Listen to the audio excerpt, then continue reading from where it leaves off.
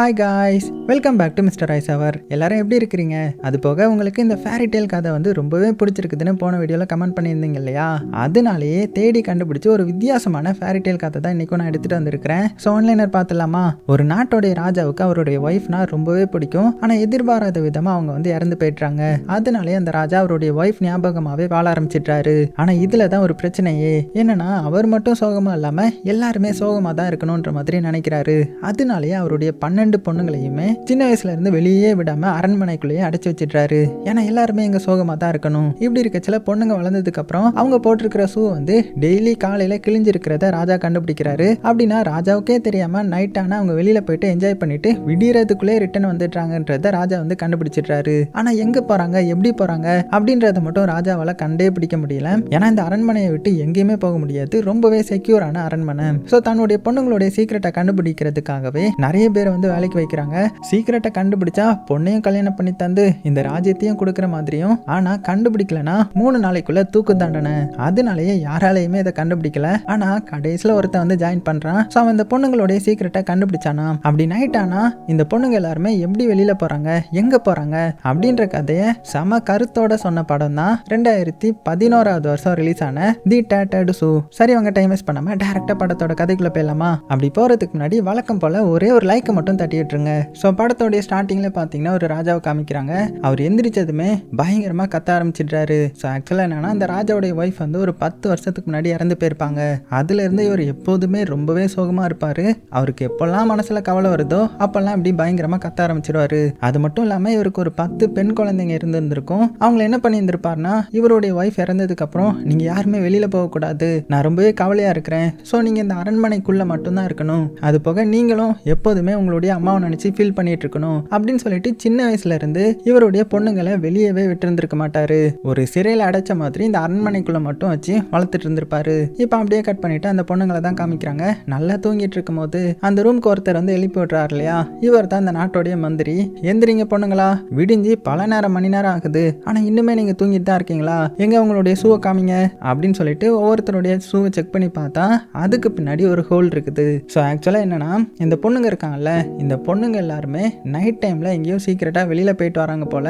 ஆனா எங்க போறாங்க, யாரை மீட் பண்றாங்க, எப்படி ஃபர்ஸ்ட் இந்த அரண்மனையில இருந்து தப்பிச்சு போறாங்க அப்படின்றது இது வரைக்குமே யாருக்குமே தெரிஞ்சிருக்காது. ஏன் அந்த ராஜாவுக்கு கூட தெரிஞ்சிருக்காது. ஸோ இந்த மந்திரியும் இந்த ஷூவை பார்த்து, நேத்துமா சரி ஓகே நீங்க எங்க போனீங்கன்றத என்கிட்ட எப்படியும் சொல்ல மாட்டீங்க, ஆனா ராஜா கிட்ட நீங்க சொல்லிதான் ஆகணும் அப்படின்ற மாதிரி சொல்ல. ஆனா இந்த பொண்ணுங்களை பாத்தீங்கன்னா என்ன ஆனாலுமே அதை உண்மையை சொல்ல மாட்டாங்க. இப்போ கூட பார்த்தா அந்த மந்திரியை பயங்கரமா ஓட்டி விட்டு அனுப்பிடுறாங்க. அப்படியே கட் பண்ண அடுத்தது ராஜாவை காமிக்கிறாங்க. அவருடைய ஒய்ஃப் ஞாபகம் வந்துருச்சு. அதனால பயங்கரமா கத்துறாரு. சுத்தி இருக்கிற எல்லாருமே பாத்தீங்கன்னா காதுல கை வச்சு பொத்திக்கிறாங்க.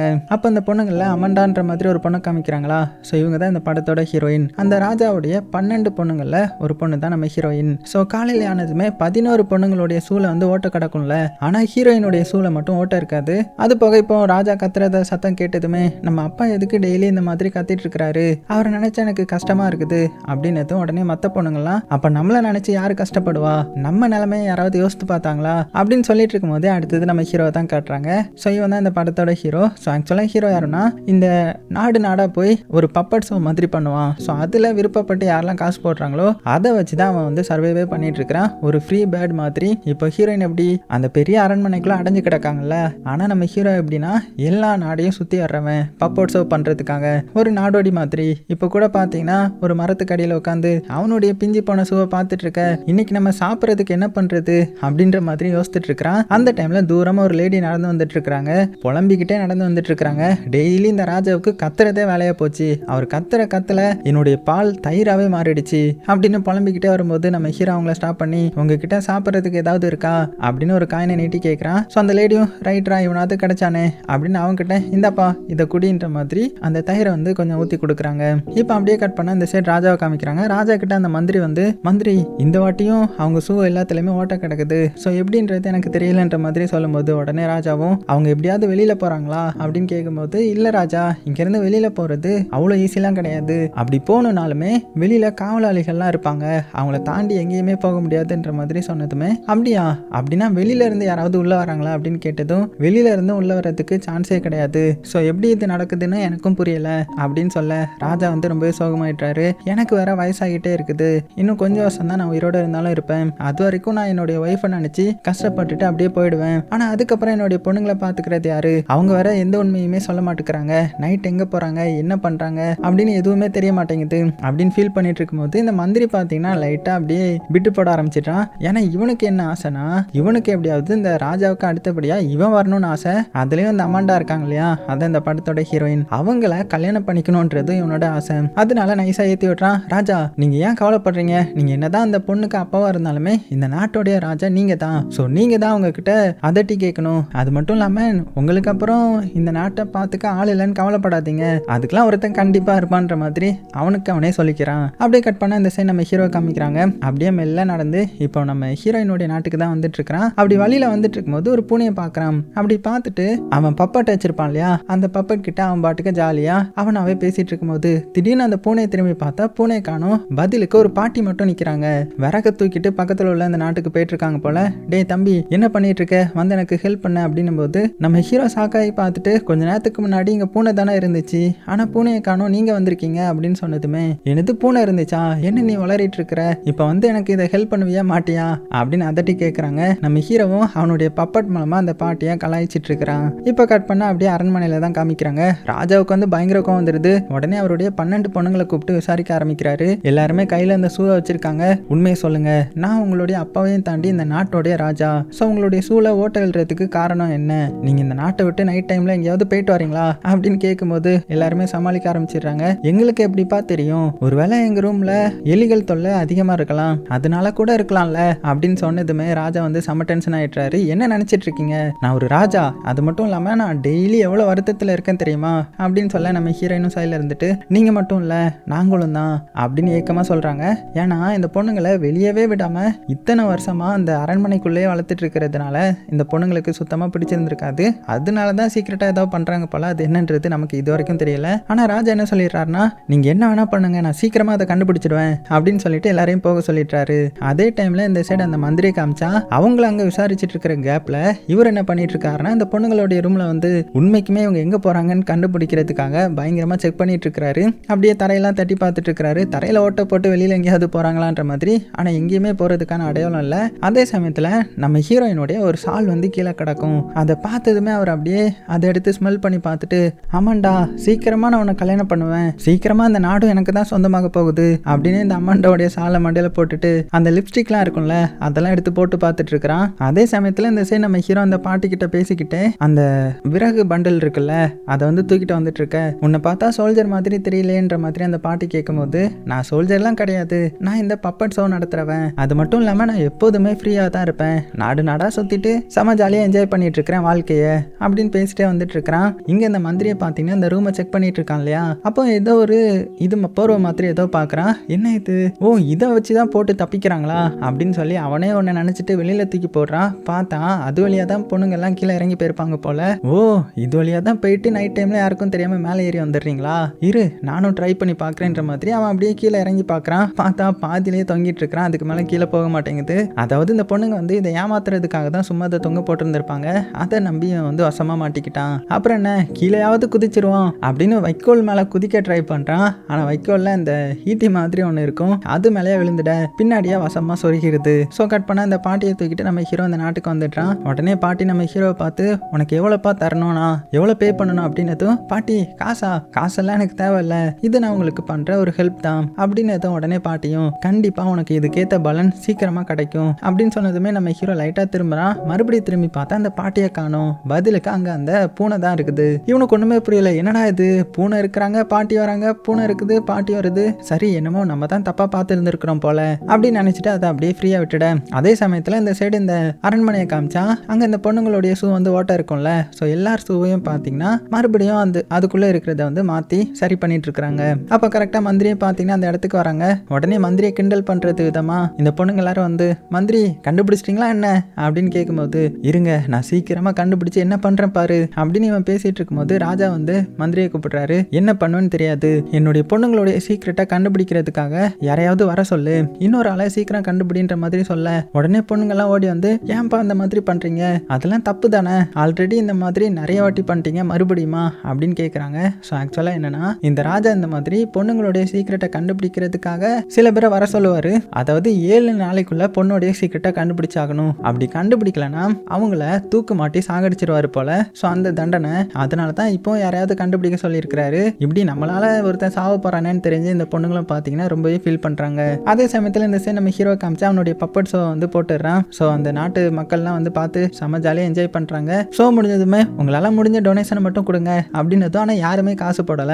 இருந்தாலும் நம்ம ஹீரோ அதை பத்தி பெருசா கண்டுக்கல. இதை வந்து தூரத்துல நின்று அந்த மந்திரியும் பார்த்துட்டு இருக்கிறாரு. சரி ஓகே, ஒரு பலியாட கண்டுபிடிச்சாச்சு அப்படின்னு மனசுக்குள்ள நினைச்சுக்கிறான். ஸோ கட் பண்ண இந்த சைடு பொண்ணுங்க எல்லாருமே ரொம்பவே ஃபீல் பண்ணி பேசிட்டு இருக்காங்க. அப்போ இன்னொரு ஆள் வந்து நம்மளை கண்டுபிடிக்கிறேன்ற பேர்ல சாக போறானா, இப்போ என்ன பண்றது அப்படின்னதும் உடனே மற்றவங்க என்ன சொல்றாங்கன்னா, கண்டிப்பா யாருமே வரமாட்டாங்க. ஏன்னா இந்த நாட்டை சேர்ந்த எல்லாத்துக்குமே தெரியும்ல, கண்டுபிடிக்க முடியலன்னா தூக்கு போட்டுருவாங்கன்றது. ஸோ யாருமே வரமாட்டாங்க அப்படின்னு பேசிட்டு இருக்கும்போது நம்ம ஹீரோயினை பார்த்து நீ ஏன் யாரையுமே லவ் பண்ணலன்ற மாதிரி கேட்குறாங்க. ஸோ ஆக்சுவலாக மற்ற எல்லாருக்குமே பேர் இருக்குது போல, நம்ம ஹீரோயினுக்கு மட்டும் கிடையாது. அப்போ நம்ம ஹீரோயின் என்ன சொல்றாங்கன்னா, எனக்கு இந்த கோல்டையும் நம்மளுடைய ஸ்டேட்டஸையும் பார்த்து வர்றவங்கள சுத்தமாக பிடிக்காது, அதனால லவ்ன்றது எனக்கு பிடிக்கலன்ற மாதிரி சொல்லும்போது, லவ்ன்றது எப்போ எப்படி வரும்னு தெரியாது, உனக்கே தெரியாம உனக்கு கூட வரலான்ற மாதிரி மற்ற பொண்ணுங்க பேசிட்டு இருக்கும்போது இந்த சைடு நம்ம ஹீரோ காட்டுறாங்க. அவன் அந்த இடத்துல உட்காந்து அவனுடைய பப்பட் ஷோக்காக ப்ரிப்பேர் பண்ணிட்டு இருக்கும்போது அந்த இடத்துக்கு நம்ம மந்திரி வந்து அவனுக்கு கொஞ்சம் காயினையும் போடுறாரு. பரவாயில்லையே, நீங்களாவது எனக்கு காயின் போட்டிருக்கீங்களே அப்படின்னு சொல்ல, நீ எதுக்கும் கவலைப்படாத, உனக்கு ஒரு முக்கியமான நான் ஒரு வேலை வச்சிருக்கிறேன், அது மட்டும் நீ பண்ணிட்டியானா உனக்கு நிறைய காசு கிடைக்கும், அதுக்கு நீ சம்மதிக்கிறியா, இந்த நாட்டு ராஜாவுடைய பொண்ணுங்களுடைய சீக்கிரட்டா கண்டுபிடிக்கணும் அப்படின்னதும் அங்க இருந்த ஒரு லேடி வந்து கண்டுபிடிக்கலன்னா தூக்கில போட்டுருவாங்க அப்படின்னு சொன்னதுமே நம்ம ஹீரோ உசாராக்கி, என்னது தூக்கில போட்டுருவாங்களா, இந்த மாதிரியான வேலைக்கெல்லாம் நான் வரல, எனக்கு என்னுடைய கழுத்து தான் முக்கியம் அப்படின்னு சொல்லிக்கிட்டே மேலே பார்க்குறான். அப்படி மேலே பார்க்கும்போது நம்ம ஹீரோயினையும் பார்த்துடுறான். ஸோ ஹீரோயினை பார்த்ததுமே ரொம்ப ரொம்ப பிடிச்சு போகுது. அப்புறம் என்ன, உடனே மைண்டை மாற்றி என்ன கண்டுபிடிக்கணும்னு சொல்லுங்க, உடனே கண்டுபிடிச்சிடுறேன் அப்படின்னு அரண்மனைக்கு வர்றதுக்கு ஒத்துக்கிறான். ஸோ அந்த மந்திரியும் இன்னும் கொஞ்ச நேரத்தில் அரண்மனைக்கு வந்துரு அப்படின்னு சொல்லிட்டு கிளம்பவும் அங்கே ஒரு கருப்பு பூனை வருது. கொஞ்ச நேரத்துல அந்த பாட்டி அந்த இடத்துக்கு வந்துடுறாங்க. ஸோ நம்ம ஹீரோவை பார்த்து ஒரு ட்ரெஸ்ஸை கொடுத்து, இந்த ட்ரெஸ் வந்து உனக்கு தேவைப்படும், இதை போட்டுக்கிட்டு ஹுட்டியை மட்டும் போட்டுக்கிட்டேன்னா நீ யார் கண்ணுக்கும் தெரிய மாட்டேன். அதுக்கப்புறம் அங்கே போனதுமே அவங்க வந்து உனக்கு நைட் டைம்ல ஒயின் தருவாங்க, அதை மட்டும் நீ குடிச்சிடாத, ஆனால் அதை குடிச்ச மாதிரி ஆக்டிங் விட்டுட்டு தூக்கம் வர்ற மாதிரி நடிச்சு நல்லா தூங்கிரு, அப்பதான் நீ எதிர்பார்க்கிறது உனக்கு நடக்கும்ன்ற மாதிரி சொல்ல நம்ம ஹீரோக்கு ஒண்ணுமே புரியல. என்ன பாட்டி சொல்றீங்க நீங்க, ஆமா என்ன ட்ரெஸ் இது அப்படின்னு பார்த்துட்டு திரும்பி பார்த்தா பாட்டியை காணோம், பதிலுக்கு பூனை தான் ஓடுது.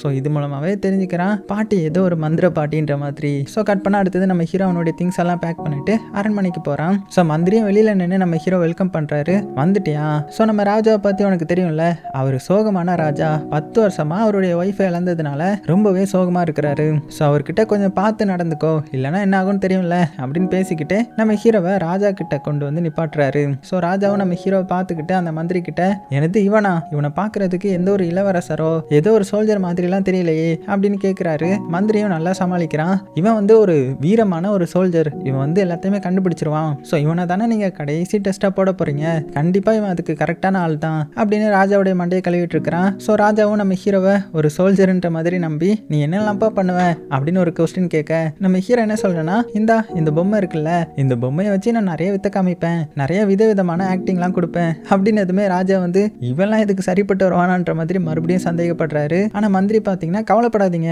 இவன் கண்டிப்பா அதுக்கு சரிப்பட்ட ஆள் தான் அப்படின்னு ஹீரோக்கு சப்போர்ட் பண்ண உடனே ராஜாவை பாத்தீங்கன்னா சரின்னு ஒத்துக்கிறாரு. ஆனா ஒரு வாரம்லாம் டைம் கிடையாது, வெறும் 3 நாள் தான் டைம் போல.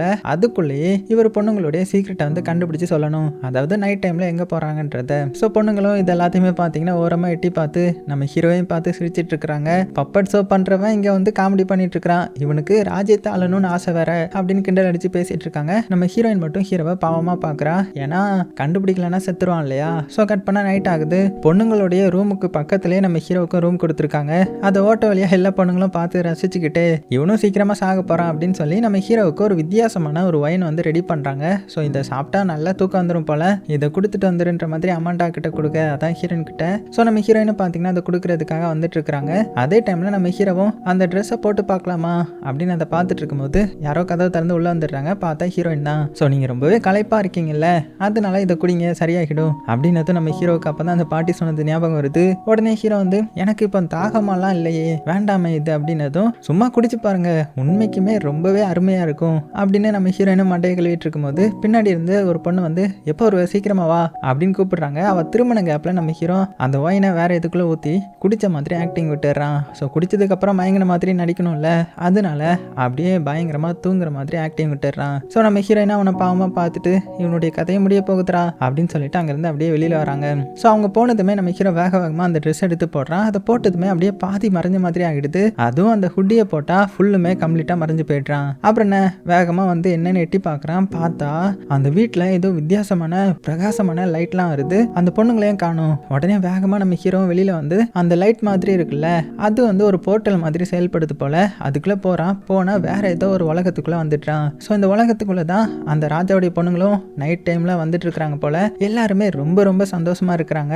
இதையும் நம்ம ஹீரோ பார்த்துட்டு ஆச்சரியமா அப்படியே போகிறான். அப்படியே சீனும் கட் ஆகுது. அந்த இடமே சேக் ஆகுது. என்னன்னு பார்த்தா அந்த மந்திரி வந்து நம்ம ஹீரோ எழுப்பிட்டு இருக்கிறாரு. அதாவது பொண்ணுங்க என்ன பண்ணுறாங்கன்னு சீக்கிரட்டை கண்டுபிடிக்க அனுப்புனா நீயும் அவங்களோட லேட்டாக காலையில் எழுந்திருக்கிறியா அப்படின்னு எழுப்பி விட, ஏதாவது கண்டுபிடிச்சா அப்படின்னு கேட்கும்போது நம்ம ஹீரோவும் இல்லைன்ற மாதிரி போய் சொல்லிடுறான். அப்புறம் என்ன மந்திரியும் சந்தோஷத்தில் போயிடுறாரு. ஏன்னா இன்னும் 3 நாளில் நம்ம ஹீரோ செத்து போயிடுவான். அதுக்கப்புறம் அந்த சீக்கிரட்டை கண்டே பிடிக்க முடியாமல் போயிடும். ஸோ அந்த மந்திரியும் ராஜாவுடைய மண்டையை கழுவி அவன் இந்த அம்மாண்டாவை கல்யாணம் பண்ணி எப்படியாவது செட்டில் ஆகிடலான்ற மாதிரி பார்த்துட்டு இருக்கிறான். அப்புறம் என்ன வழக்கம் போல ராஜா கத்த ஆரம்பிச்சிடுறாரு. எல்லாருமே காதை பொத்த ஆரம்பிச்சிடுறாங்க. இங்க இந்த பொண்ணுங்களும் பார்த்தீங்கன்னா நம்ம ஹீரோ நினைச்சு ஃபீல் பண்ண ஆரம்பிச்சிடுறாங்க. ஆனா நம்ம ஹீரோ பார்த்தீங்கன்னா புத்திசாலித்தனமா அந்த உலகத்துக்குள்ள போனோம் இல்லையா, அதுல ஒரு மர கிளையை மட்டும் உடைச்சிட்டு வந்திருப்பான். அதை பார்க்கறதுக்கே டைமண்ட் மாதிரி இருக்குது. அது மட்டும் இல்லாம கீழே ஏதோ ரெடி பண்ண ஆள் வந்திருக்காங்க. எதுக்குன்னா நம்ம ஹீரோவை தூக்குல போடுறதுக்காக அந்த மேடையை வந்து ரெடி பண்ணும்ல, அதுக்காக தான் ஒரு கார்பெண்டர் வந்திருக்கிறார் போல. அவர்கிட்ட நம்ம ஹீரோ ஜாலியா பேசிட்டு இருக்கிறான். அவனுக்கு எந்த ஒரு கவலையுமே கிடையாதுன்ற மாதிரி. ஸோ இதையும் நம்ம ஹீரோயின் தூரத்துல இருந்து பாக்குறாங்க. ஸோ நம்ம ஹீரோயின் வர்றதை பார்த்து ஹீரோக்கு ரொம்பவே சந்தோஷமாயிடுது. ஏன்னா இவளுக்காக தானே இங்கேயே வந்து கலந்துக்கிட்டான். ஸோ ரொம்பவே சந்தோஷமா ஹீரோயின் கிட்ட பேச ஆரம்பிக்க, உனக்கு கவலையே இல்லையா, நீ இன்னும் கொஞ்ச நாள்ல சாக போற அப்படின்னதும், எப்போ எது நடக்கும்னு நமக்கு சொல்ல முடியாது, இருக்கிற டைமை சந்தோஷமா இருந்துக்கணும், அவ்வளவுதானே, அதுதான் என்னுடைய பாலிசி, நீங்களும் எப்போதுமே சந்தோஷமா இருங்க அப்படின்னு சொல்லிட்டு இருக்கும்போது அந்த இடத்துக்கு மந்திரி வந்து இதெல்லாம் பார்த்துட்டான். அவனுக்கு வயிற்றுச்சலா இருக்குது. 3 நாள் தாண்டா நீயே உயிரோட இருக்க போற, அதுக்கு ஏன்டா இவ்வளோ சந்தோஷமா இருக்கிற அப்படின்னு வயிற்றுச்சல்ல இருக்க. இங்க நம்ம ஹீரோயின் பார்த்தீங்கன்னா மற்ற பொண்ணுங்க கூட ஜாயின் பண்ண வரா. அவங்க செம சந்தோஷமா டான்ஸ் ஆடிட்டு இருக்காங்க. இதை பார்த்து நம்ம ஹீரோ நீங்களும் சந்தோஷமா டான்ஸ் ஆட வேண்டியது தானே அப்படின்னு சொல்லிட்டு ஹீரோயினை பிடிச்சி டான்ஸ் ஆட ஆரம்பிச்சிருவானா. ஸோ இது எல்லாருமே ஷாக்கிங்ல பார்க்குறாங்க. அப்படியே கொஞ்ச நேரம் ஹீரோயினை வச்சு ஃபன் பண்ண ஆரம்பிக்கிறான். இது எல்லாத்தையுமே அந்த மந்திரி பார்த்து வயிற்றுச்சல இருக்கும்போது வேனுக்குன்னு அங்கே வேலை பார்க்க வந்தவர் அவனுடைய கையிலையா சுத்தியில வச்சு அடிச்சிடுறாரு.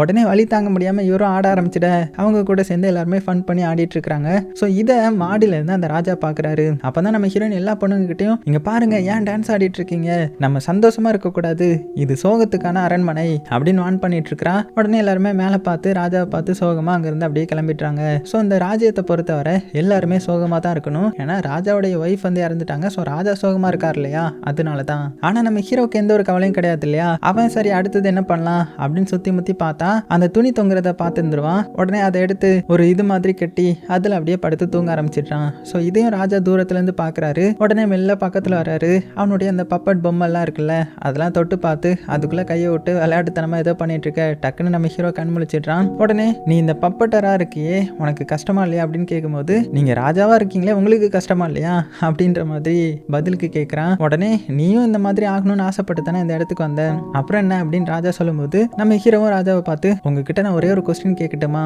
அந்த மேல பாருங்களேன் அந்த பறவை எவ்வளவு அழகா சந்தோஷமா சுத்தி வந்துட்டு இருக்குது. ஸோ இதே எண்ணத்துல கூட உங்களுடைய பொண்ணுங்கள்லாம் இருக்கலாம்ல. ஸோ வாழ்க்கைன்றது ஒவ்வொரு மூமெண்ட்டையும் நீங்க ரசிச்சுக்கிட்டே சந்தோஷமா இருக்கணும், அப்பதான் வாழ்க்கை அடுத்த கட்டத்துக்கு மூவ் ஆகிட்டே இருக்கும் அப்படின்னு சொல்லி சந்தோஷமா சிரிச்சிட்டு இருக்க.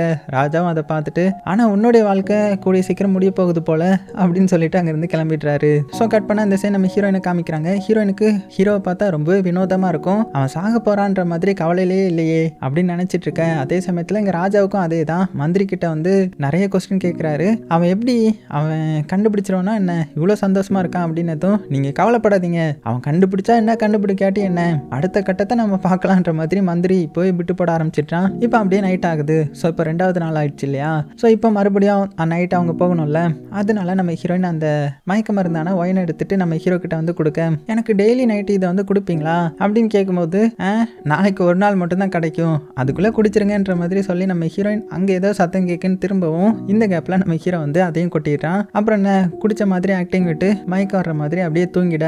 ஆனா நம்ம ஹீரோ நடிச்சிட்டு தானே இருக்கிறான். ஆனா ஹீரோயின் என்ன பண்றாங்கன்னா ஹீரோ கையில அந்த பப்பட் மாடி இருப்பான் இல்லையா, அதே தொட்டு பாக்குறாங்க. அவங்களுக்கு நம்ம ஹீரோ சாக போறான்ற ஒரு கவலை இருந்தாலுமே இவன் சாக போறான்னு நினைச்சுமே எப்படி இவ்வளவு சந்தோஷமா இருக்கிறான், இவனே மாதிரி தானே நாங்களும் இருக்க ஆசைப்படுறோம் அப்படின்னு சோகமா பேசிட்டு அங்கிருந்து அப்படியே கிளம்புறாங்க. அப்புறம் என்ன எல்லா பொண்ணுங்க கூட ஒன்னா வந்து அப்படியே ஒருத்தருக்கு ஒருத்தர் கையை பிடிக்கிறாங்க. அப்படி கையை பிடிச்சதுமே அங்க இருக்கிற கண்ணாடி வந்து ஒரு போர்ட்டல் மாதிரி ஓப்பன் ஆகுது. ஸோ இதுதான் இவங்களுடைய சீக்ரெட்டான வழி போல. கையை பிடிச்சா ஓப்பன் ஆகும், இவங்களும் கிளம்பிடுவாங்க. ஸோ சத்தம் கேட்டு நம்ம ஹீரோ என்ன பண்ணுறான்னா வேகமாக அந்த இடத்துக்கு வரான். அப்புறம் என்ன அவனும் அந்த போர்ட்டல் வழியாக உள்ளே போயிடுறான். ஸோ இப்போ வந்து அடுத்த கொஞ்சம் தூரம் என்ன நடக்குன்னு பார்க்குறான். என்னன்னா அந்த பொண்ணுங்க இந்த இடத்துல ரொம்பவே சந்தோஷமாக இருக்கிறாங்க. அதை பார்த்துட்டு நம்ம ஹீரோவும் சந்தோஷமாக பின்னாடியே போகிறான். அப்படி போகும்போது ஒருத்தவங்களுடைய இதை வந்து மிதிச்சிடுறான். அவங்கள பின்னாடி திரும்பி பார்க்குறாங்க. அதுக்குள்ளே நம்ம ஹீரோ நல்ல ஹுட்டியை போட்டுறான். போட்டதுமே கம்ப்ளீட்டாக மறைஞ்சு போயிடும் இல்லையா. சரி ஓகே ஏதோ ஒரு பாறையில் மாட்டிருக்கும் போல அப்படின்னு சொல்லிட்டு சீக்கிரமாக வாங்க போவோம், அவங்க வெயிட் பண்ணிட்டு இருப்பாங்க அப்படின்னு எல்லாருமே ஒரு இடத்துக்கு வராங்க. என்னன்னு பார்த்தா இவங்க எல்லாத்துக்குமே ஒரு லவர் இருக்குது, ஒரு பேர் இருக்குது இந்த மாதிரியான இந்த உலகத்தில். ஸோ அவங்கள பார்க்கறதுக்காக தான் டெய்லி நைட் இங்கே வந்துட்டு இருக்காங்க போல, அவங்க கூட டான்ஸ் ஆடி ஃபன் பண்ணுறதுக்காக. ஸோ அந்த சைட் போகணும்னா போட்டில் ஏறி போகணும். அதனால எல்லாருமே போட்டில் ஏறி போக ஆரம்பிக்கிறாங்க. எல்லாருக்குமே பேர் இருக்குது, ஆனால் நம்ம ஹீரோனுக்கு மட்டும் கிடையாது. ஸோ இதெல்லாம் நம்ம ஹீரோவும் பார்க்குறான். அதுக்குள்ளே கண்ணாடிலாம் சேர்க்க ஆரம்பிக்குது. என்னன்னா அடுத்த நாள் காலையில் ஆயிடுச்சு. மந்திரி வந்து எழுப்ப ஆரம்பிச்சிடுறாரு. என்னப்பா இன்னைக்கு ரொம்ப நேரம் தூங்கிட்டு இருக்க, ஏதாவது கண்டுபிடிச்சா என்ன அப்படின்னும் போது நம்ம ஹீரோவும் இல்லைன்னு சொல்லிட்டான். மந்திரிக்கு ரொம்பவே சந்தோஷம். அதே சமயத்தில் இந்த சைட் ராஜா பார்த்தீங்கன்னா பொண்ணுங்களுடைய ஒரு ஷூவை வச்சுட்டு மறுபடியும் ஓட்ட விழுந்திருக்குது. இன்னுமே அவன் கண்டுபிடிக்கலையா, இப்போ நான் என்ன பண்ணுவேன் அப்படின்னு சோகத்தில் கத்துவாருன்னு பார்த்தா ஆனால் இந்த வாட்டி கத்தலை. ஸோ கட் பண்ண இந்த சைட் நம்ம ஹீரோயினை காமிக்கிறாங்க. ஹீரோயினுக்கு வந்து ஹீரோ சாக போறான்றது ரொம்பவே கவலையாக இருக்கும்ல. அதனால சரி ஓகே ஹீரோ என்ன பண்ணுறான், ஏதாவது முயற்சி எடுத்துருக்கிறானான்னு பார்க்கலான்னு சொல்லி வந்தா ஹீரோ வந்து நல்லா தூங்கிட்டு இருக்கிறான். இதை பார்த்து நம்ம ஹீரோயின் மெல்ல பக்கத்தில் வந்து உட்காந்து நீ என்ன நினைச்சிட்டு இருக்கிற, உனக்கு வந்து எந்த ஒரு பயமுமே கிடையாதா, எதுக்கு இப்படி எதை நினைச்சுமே கவலைப்படாத மாதிரி தூங்கிட்டு இருக்கிற அப்படின்னு கேட்கும்போது பரவாயில்லையே என்ன நினைச்சு கவலைப்படுறதுக்கு நீ இருக்கிறியா அப்படின்னு நம்ம ஹீரோ கொஸ்டின் கேட்டுட்டு அப்படியே எந்திரிக்கிறான். ஸோ சட்டை வர போட்டிருக்க மாட்டான் இல்லையா, ஐயோன்ற மாதிரி நம்ம ஹீரோயின் அங்கேருந்து வெளியில் ஓடி வந்துட்டாங்க. இப்போ அடுத்தது இங்கே எல்லா பொண்ணுங்களும் பேசிட்டு போயிட்டு இருக்கிறாங்க. ஸோ எல்லாத்துக்கும் எப்படியாவது நம்ம ஹீரோ தப்பிக்கணும்னு ஆசை. ஆனால் அதே இது அவங்களுடைய உண்மை வெளியில் தெரிஞ்சிருச்சுன்னா அவ்வளோதான், அவங்களால அவங்களுடைய இளவரசர்களை பார்க்க முடியாது இல்லையா. அதான் கண்ணாடி உலகத்துக்குள்ள போய் அங்கே இருக்கிற இளவரசர்களை தானே இங்கே இருக்கிற இந்த இளவரசிகள், அதான் ஹீரோயினுடைய சிஸ்டர்ஸ் அவங்க லவ் பண்ணுறாங்க. ஸோ அது தெரிஞ்சிருச்சுன்னா இவங்களாலையும் பார்க்க முடியாது இல்லையா. அதனால என்ன பண்ணுறது அப்படின்னு தெரியாமல் ஃபீல் பண்ணிட்டு இருக்கிறாங்க. இங்கே இந்த ராஜாவை பார்த்தீங்கன்னா நம்ம ஹீரோ ஜாலியாக தூங்கிட்டு இருக்கிறத வந்து பார்ப்பாரு. உடனே ஹீரோ எழுப்பி விட்டு என்னப்பா தம்பி ரொம்பவே சந்தோஷமாக தூங்கிட்டு இருக்கிற, ஏதோ எல்லாமே கண்டுபிடிச்ச மாதிரி, உனக்கு இன்னும் ஒரு நாள் நைட்டு தானே இருக்குது, அதை நினச்சி நீ பயப்படலையா வருத்தப்படலையா அப்படின்னு கேட்கும்போது நம்ம ஹீரோவும் இங்கே பாருங்க நம்மளுடைய லைஃப்பில் என்ன வேணாலுமே நடக்கலாம். ஸோ இதுக்கு முன்னாடி நம்மளால ஏற்றுக்க முடியாததும் நடந்திருக்கலாம், இதுக்கப்புறம் நமக்கு ஏற்றுக்க முடியாதது கூட நடக்க இருக்கலாம். ஆனால் அதை நினச்சி நம்ம வருத்தப்பட்டு என்ன பலன் சொல்லுங்க.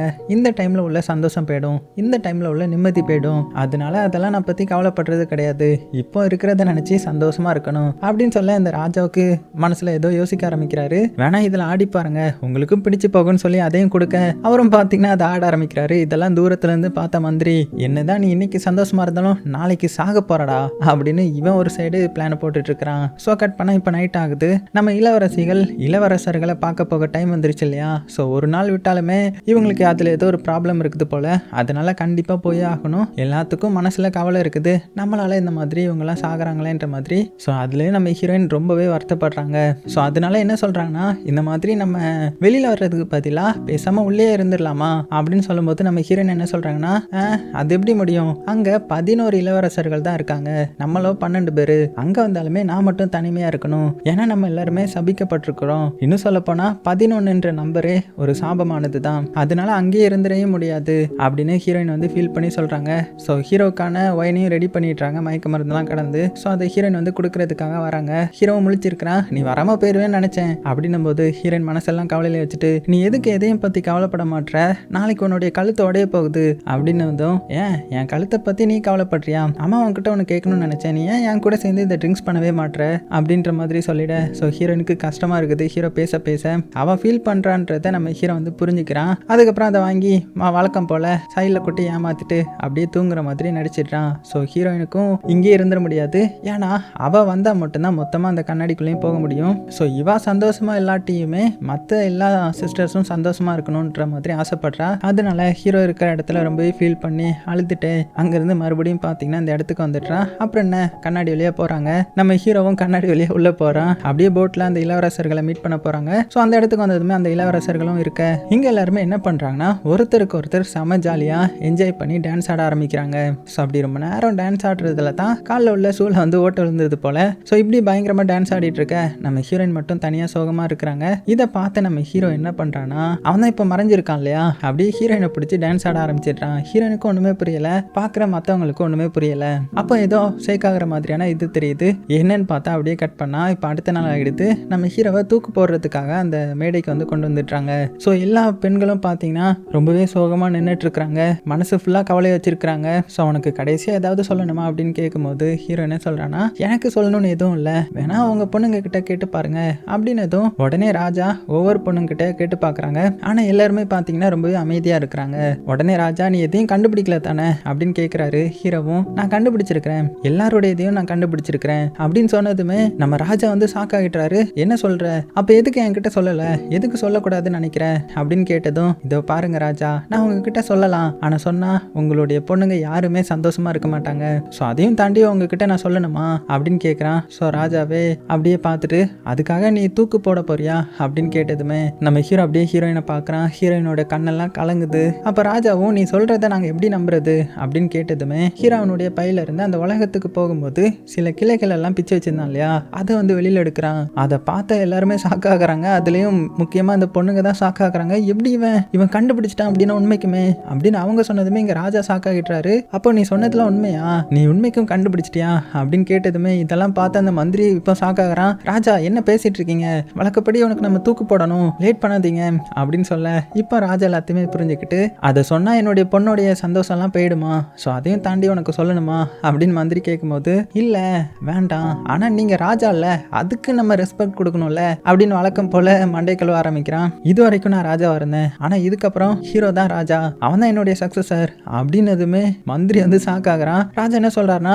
நீ எல்லாத்தையுமே கண்டுபிடிச்சிட்டே தான், அது போக உன்கிட்ட இருந்தும் நான் நிறைய கத்திருந்திருக்கிறேன். ஸோ இப்போ நான் உன்னை ராஜாவை மாற்ற போறேன், அதுக்கு உனக்கு எந்த பொண்ணு வேணுமோ அதை நீயே சூஸ் பண்ணிக்கோ, யாரை கல்யாணம் பண்ணணும் ஆசைப்படுற அப்படின்னதுமே எல்லா பொண்ணுங்களும் அப்படியே வரிசையில் போய் நின்றுடுறாங்க. நம்ம ஹீரோ ஒவ்வொருத்தரையா பார்த்துட்டு வந்து கடைசியாக நம்ம ஹீரோயினை பார்த்து, நேற்று நைட்டு நான் அவன் கூட டான்ஸ் ஆடினேனே, உனக்கு அது பிடிச்சிருந்துச்சா, என்ன உனக்கு பிடிக்குமா அப்படின்னு கேட்டதுமே ஹீரோயின் அப்படியே ஷாக் ஆகுறாங்க. ஏன்னா ஹீரோயின் மட்டும் இப்போ ஓகேன்னு சொன்னா ஹீரோ கூட இருக்கிற மாதிரி இருக்கும். அதனால மற்ற சிஸ்டர்ஸ் வந்து நைட் டைம்ல அங்கே உள்ள போக முடியாது இல்லையா, 12 பேர் இருந்தால் மட்டும்தான் போக முடியும். அதனால ஹீரோயினுக்கு என்ன சொல்றதுனே தெரியல, இல்லைன்னு சொல்லிட்டான். ஸோ நம்ம ஹீரோவும் ராஜாவை பார்த்து, என்னை மன்னிச்சிருங்க, என்ன விரும்புகிற பொண்ணை மட்டும்தான் என்னால் கல்யாணம் பண்ண முடியும், இன்னொருத்தங்களை ஃபோர்ஸ் பண்ணி என்னால் பண்ண முடியாது, அது போக எனக்கு ராஜாவாகிற ஆசையும் இல்லை, எதுவுமே இல்லை அப்படின்னு சொல்லி மெல்ல நடக்க ஆரம்பிச்சிட்டான். அவன் போனதுமே ஹீரோயினை பார்த்து தங்கச்சிங்கெல்லாம் என்ன சொல்றாங்கன்னா, அக்கா அட்லீஸ்ட் நீயாவது உண்மைக்குமே சந்தோஷமா இருப்பல்ல, போ தயவு செஞ்சு போ அப்படின்னு வேகமாக கம்பல் பண்ணி அனுப்பி வைக்கிறாங்க.